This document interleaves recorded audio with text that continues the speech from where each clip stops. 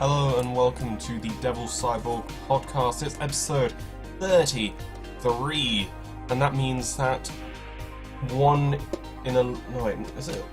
1 in 11 episodes of this podcast have been of Tagman Beasley. Continuing on. Jesus Christ. Hello everyone, welcome to the podcast. Today we're going over the personal stuff, the wrestling stuff, the music stuff, and also the question and answer stuff, as we always do. Remember, if you enjoyed the podcast, make sure to like and subscribe, send questions through the Sarahah in the link below, and also just DM me on Discord if you enjoy it, you know. I like, it's an ego boost, you know. But either way, as we're done with that, let's continue with the podcast and what's been happening in the lovely world of Devil. Well, I'm glad you asked. Well, what has been happening? Well, I'm having to stall this because I'm actually trying to think what I've been doing recently. So, honestly, it's been a lot of relaxing, relaxing, staying at home. I've been doing a lot of chores on behalf of my parents. I feel that's only right, seeing as I literally don't have a job at the moment.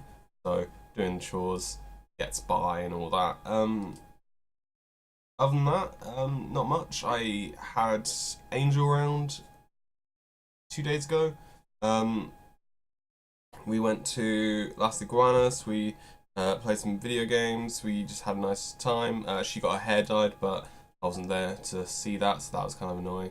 But it's been quite a nice week, quite relaxed. There was one day that I was a bit, but other than that, fairly good week. Nothing really to shout about, but it is the last week before my American holiday. So actually it's the 23rd, so it's 19th today. So in 4 days' time, I will be in America. Crazy, isn't it? So, yeah, with all that, 4 days to go, I'll be in America, and it's really weird. I enjoy America as a country. The first time I went, I loved it.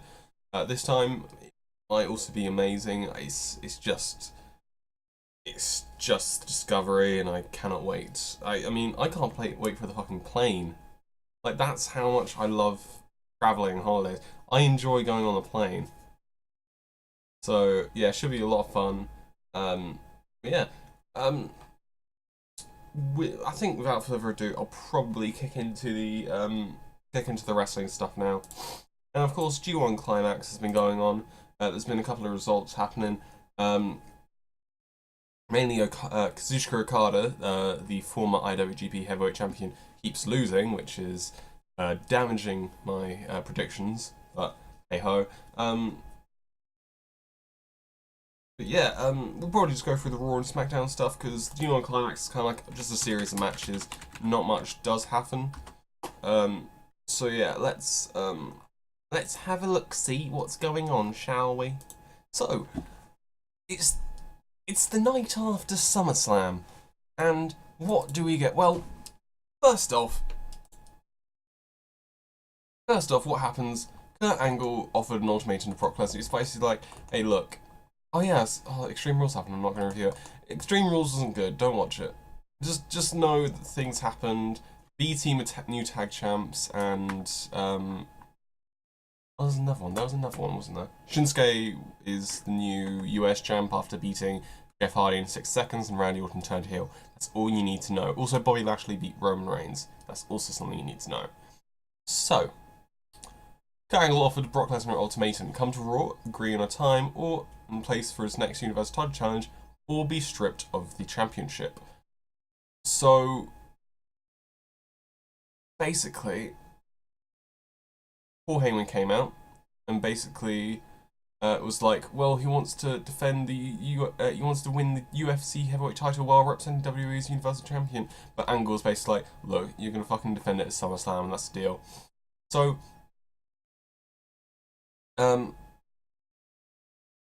Roman Reigns lost lost Extreme Rules to Bobby Lashley, but somehow was still in contention because 6 people came out. There was Bobby Lashley, who won against Roman Reigns, the uncrowned Universal Champion. And it's like, yes, it would make sense for Bobby Lashley. And then Drew McIntyre came out, and it's like, okay, Drew McIntyre was former NXT champion, beast, probably well. Then Seth Rollins, then Elias, then Finn Balor, and then Roman Reigns, the man who lost. Out of everyone, I mean, Seth Rollins lost, but then... Actually, yeah, Seth Rollins lost, but now he's out of the AIC title picture. He could challenge, and he hasn't challenged Brock yet. Roman Reigns, who just lost to Bobby Lashley, is it. And they had 2 triple threats. So it was Roman versus Finn versus Drew on the first one. And what happened? Roman Reigns won the triple threat. Yes, Roman Reigns, despite losing the Extreme Rules match, well, it wasn't even Extreme Rules match, it was just the main event. No, it wasn't the main event, it was just a singles match. He got back into the title scene despite losing, and it's kind of annoying. Dolph Ziggler defeated Bobby Roode. Are they gonna start a feud between them? Who knows? Mojo Rawley defeated Tyler Breeze. I cry every day.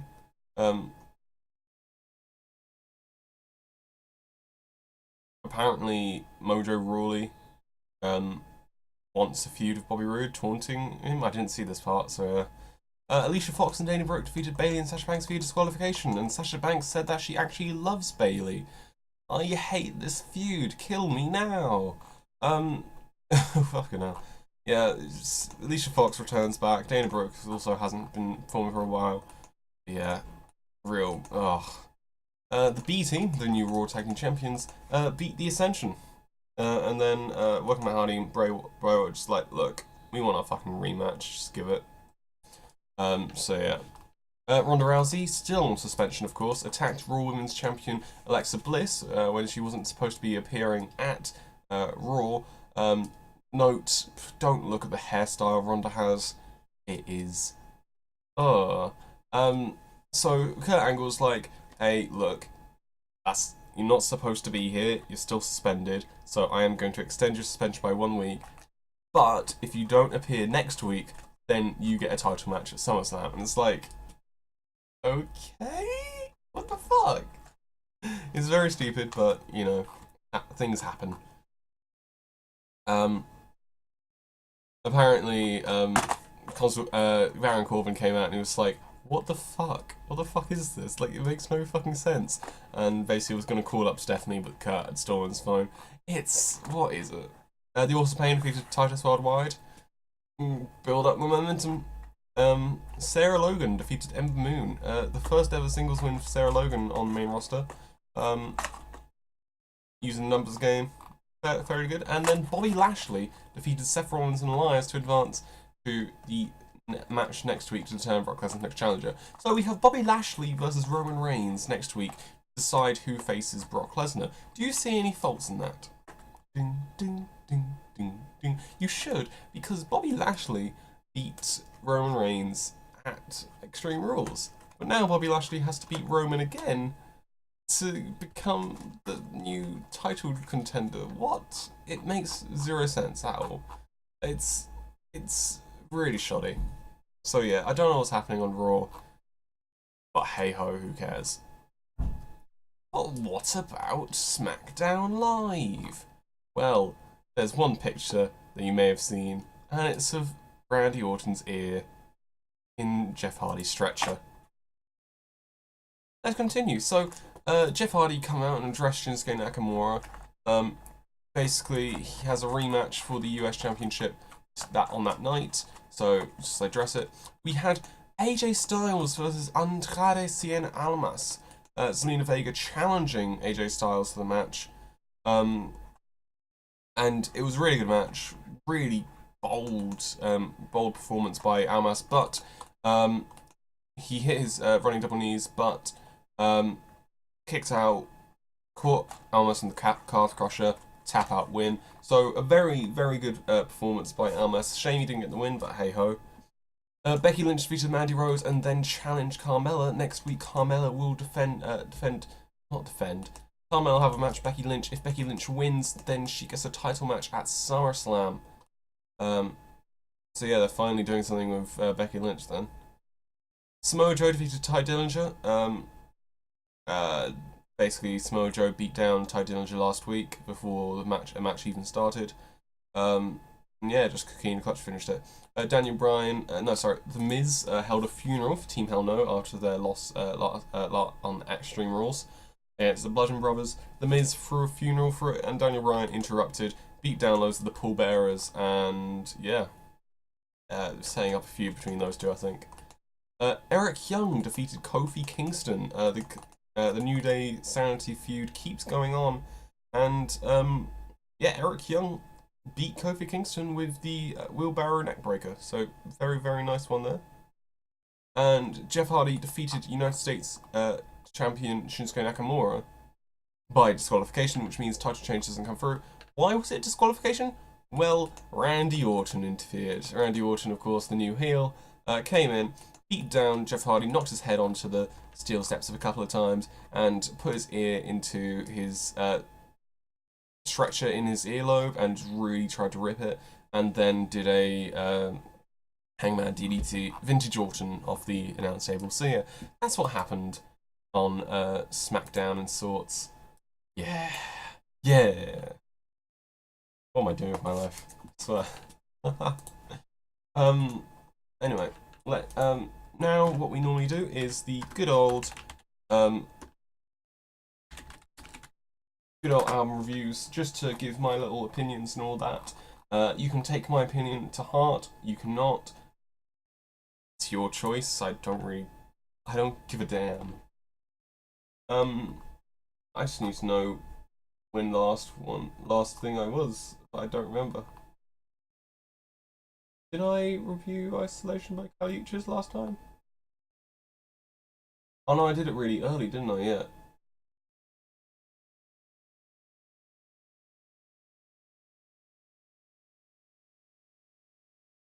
Right. No, I think I reviewed that like really late, yeah. I think I talked about Moshi Moshi in the last one. If I didn't, then actually, I'll do Moshi Moshi now. Moshi Moshi by Mo Shop nearly killed my love for EDM. It's just uncomfortable. Oh no, I definitely did talk about this, yeah. Yeah, so we'll just carry on. Next up, The Ultimate Collection by Patrick Cowley. I've never heard of Patrick Cowley, and you probably haven't either. It's actually fairly fucking good. It exceeded my expectations well beyond the limit. It's like a 70s, 80s filled compilation hit album filled with everything like techno, and it's just like an absolute great hit. Their singles Right on Target and Do You Wanna Fuck, they are bangers, and like Right on Target I was fucking bopping to, I tell you. It's a really good album. It's only dragged down by some song lengths, like some are like 7 minutes long, so bit of a ooh. But it's an 8 out of 10. Very, very good. Next up, The Old Roads by Charles Spicer and Mark T. My friend, Tag, you know Tag, he suggested this. It was basically his geography teacher or something like that, who did this. It's basically just folk songs, but it's not folk, it's like medieval folk songs. I got to the 5th song out of 13. It's a 1 out of 10. I was in pain throughout all of it, trust me. Next up, Isolation by Kali Uchis. Not gonna lie, I was quite surprised by this album. I don't think I've ever heard any Kali Uchis before, and this album was quite nice. There was good beats, great singing, especially there was a cameo from Damon Albarn, the creator of Gorillaz, lead singer of Blur, all that stuff. And also a feature from Tyler, the Creator, so that was quite nice as well. I would recommend you have a listen. 8 out of 10. Very, very good. Next up, Electric Ladyland by Jimi Hendrix. I understand that Jimi Hendrix is an absolute great performer, and I could tell by this album. I didn't really enjoy it, that's the thing. It felt off, and some of the songs were just weird. I was hoping for a bit more kind of thing, and I gave it a 6 out of 10.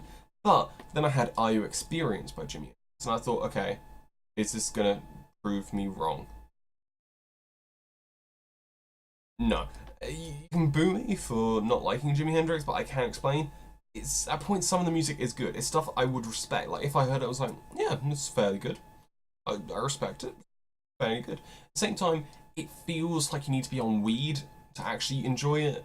There are some okay songs, but nothing to really make me just cheer out loud. 6 out of 10 for that. Jimi Hendrix so far has got 6 out of 10s. Jeez. The 6 out of 10 club and the 27 club. Oof. Next up, the Chase It EP by WRLD. Okay, fair enough. My Alexa was trying to do something there. EDM is probably my cocaine on the subject of drugs. Especially when it comes from Monster Cat artists. Like, I hadn't really known much about Monster Cat, but this is amazing. The album's such a great fucking EDM album that I only have to I basically have to applaud it. It's just brilliant. It's an EP, so it's only 4 songs, but I was so caught up in it, that I didn't even notice that it had ended. It was a great EP, and I would suggest that you have a listen to it. I give it a 9 out of 10. That's Chase It EP by WRLD. Next up, 17 by XXXTentacion. I was wrong about X. I want to say X, but I don't feel like it. I did not expect this album to be as half-out as I was. When I hear XXXTentacion, I expected like something like profanities blazing and irritating vocals and backing. Kind of like how you think SoundCloud rappers like 6ix9ine and all that stuff. But with this, I was quite taken aback, and it doesn't happen normally. It got to the point where I did feel a tear coming to my eye. The way piano was used, how X sounded like he was trying to hold on, it really happened to me when listening, and even though some of the songs weren't perfect, it was very good, and I was very wrong about my prior beliefs, so yeah. That's a 9 out of 10. You may be a bit concerned me liking this. I try and detach myself from the artist when I review stuff, so it's a bit more fair. Next up, 24 Karat Magic by Bruno Mars. It's a great album, must say, great album. Great hits, go away from the mainstream pop, you know, that kind of thing. It's something a lot more unique, Bruno does. Despite some songs not hitting the peak that I'd want, it's still great. Songs like 24 Karat Magic, That's What I Like, and Finesse, just really good bangers. 8 out of 10. Next up, Something to Tell You by Haim. It's a pretty good album by the Haim sisters. Great hit single in Want You Back, and great all around, but not really special enough to hit those high grades, but good nonetheless, an 8 out of 10 as well. Next up, Parallel Lines by Blondie. Blondie are very iconic in every which way. Although none of the songs really got me dancing my seat, I respected each one as they were played, and I really enjoyed them. I mean, you had classics Heart Glass, One Way or Another, and Hanging by the Telephone. This is a really good album that serves good score, 8 out of 10. With Love and Squalor by We Are Scientists. So I enjoyed the first couple of songs of this album. We Are Scientists is quite popular back in whatever year this, Love and Squalor was released. It felt less enjoyable near the end. Despite the music being good, didn't really do any past the big songs. Kind of like a weak undercard. 7 out of 10. Next up, 18 Months by Calvin Harris. I was hoping for a bit more from Calvin, you know, but in the end, I shouldn't have expected much more. The hits of this album are very generic in my opinion, maybe with too much happening for it to be really good. The other songs just don't really excite me at all.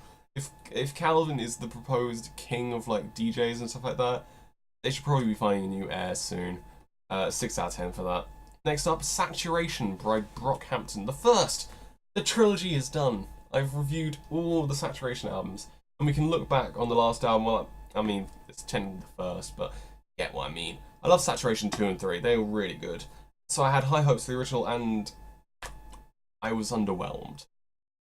It didn't excite me as much as the others did. I mean, when Saturation 3 starts off with Boogie, you have to start an album off with something fucking upbeat.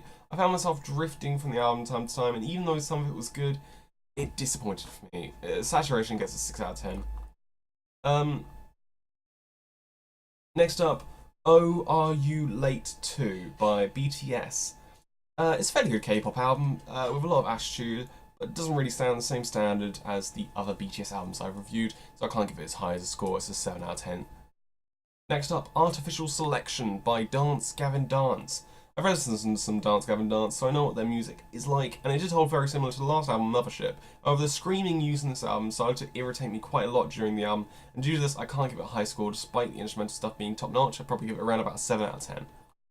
And finally, Save Rock and Roll by Fall Out Boy. So, this album was the first album that Fall Out Boy released on return from their hiatus. It came with a full music video series, which I didn't watch for this review, just to make it fair, you know.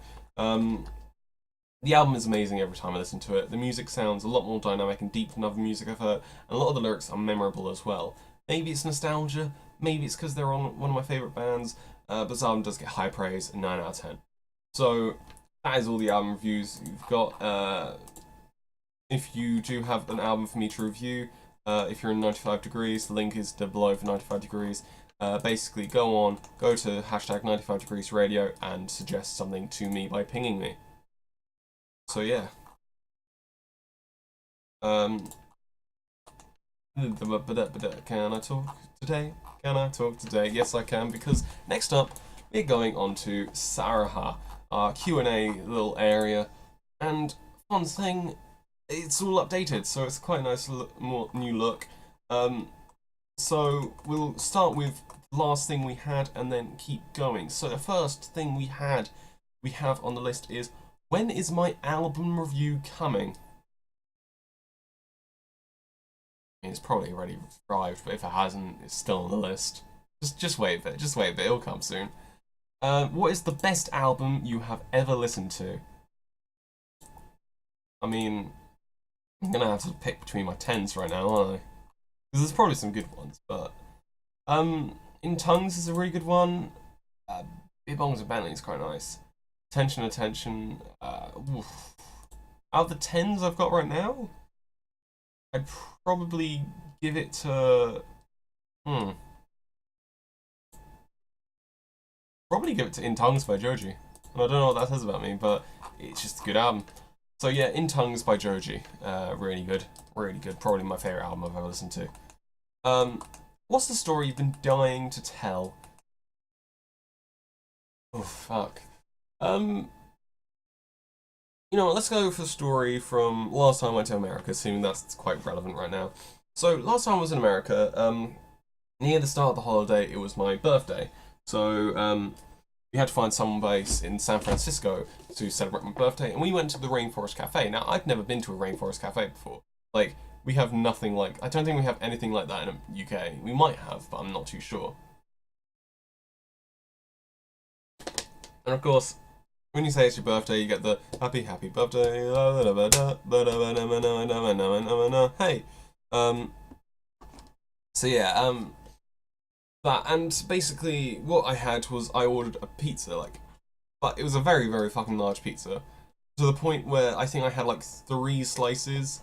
It was it was a giant square one. I had 3 slices and I couldn't eat anymore, and I think we had to take some left over and all that stuff. And I don't even think I finished that. Like, it was my birthday, I had this giant piece and I was like, yeah! I had 3 slices. I'm not even sure it was 3, it might have been 2. It was absolutely poor by me, shoddy. I'm looking back now from 10-year-old me, and I'm just... Actually, was it 11-year-old me? Either way, I was disappointed in myself. So yeah, that's the story of how I ordered a pizza on my birthday and didn't even get halfway through. Next up, when is Katsuyori Shibata making a comeback? Well, there's been rumours that he's been backstage at shows. He might be training back. There's the whole thing about, like, is he going to come back and all that? But for now, I think he might come back next year. Might come back at Wrestle Kingdom. You never know. Yeah, I think he might be coming back, but I don't know. Next up, serious question from yours truly, Fate. Hi, Fate. My love interest of this Q&A session. If Nath is getting used to saying yeet so much, why not unban it? This is very dated right now because we have actually unbanned the word yeet on 95 Degrees. So if you do join 95 Degrees, just send yeet and it will be great. Also say Devil sent you.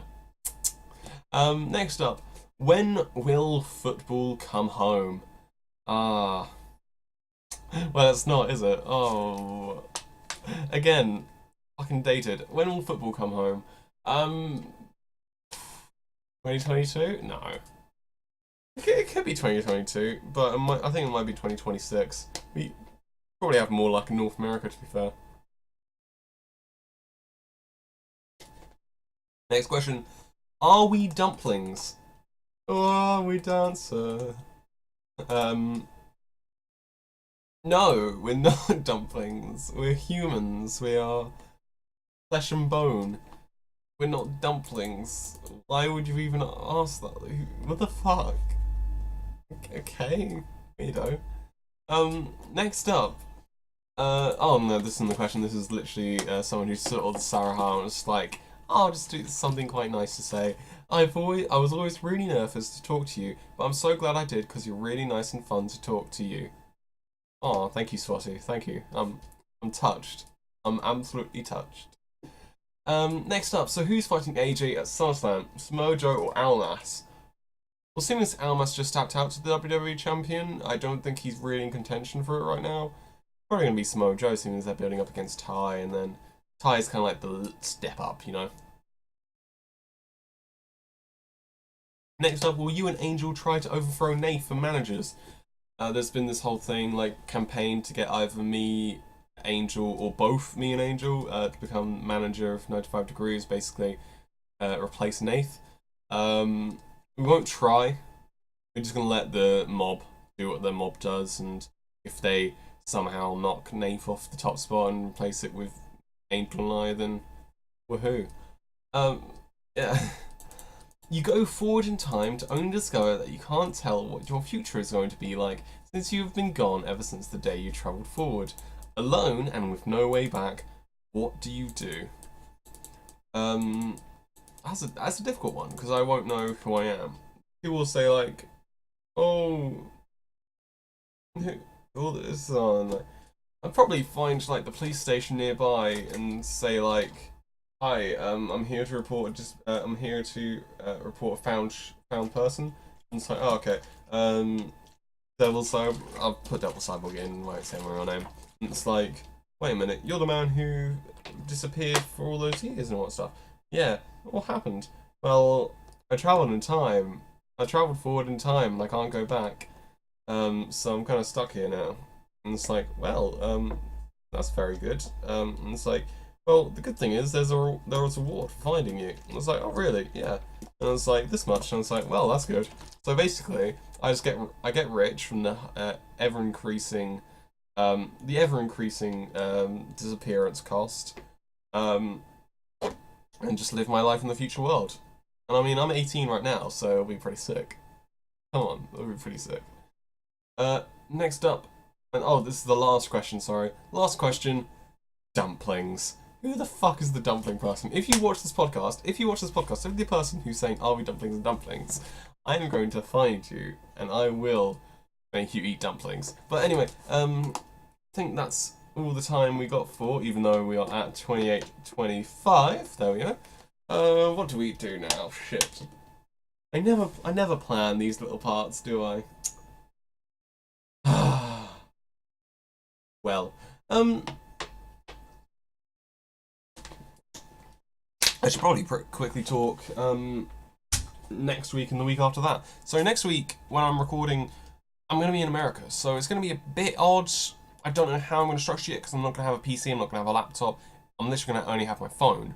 So it might be that I have to take a hiatus for 2 weeks, or what I might be doing is I'm going to be recording live action stuff. Yes, you're going to see my face probably. It's going to be live action stuff, so I'll probably be sat in a hotel at the balcony, maybe, who knows, and just filming something for the time being. Half an hour of you seeing me talk about stuff. But other than that, we'll see how plans go. But yeah, for now... Oh, that's a bit loud. But for now, stay tight, stay frosty, and stay classy, San Diego. I've been Devil Cyborg, and this has been my podcast. Good night.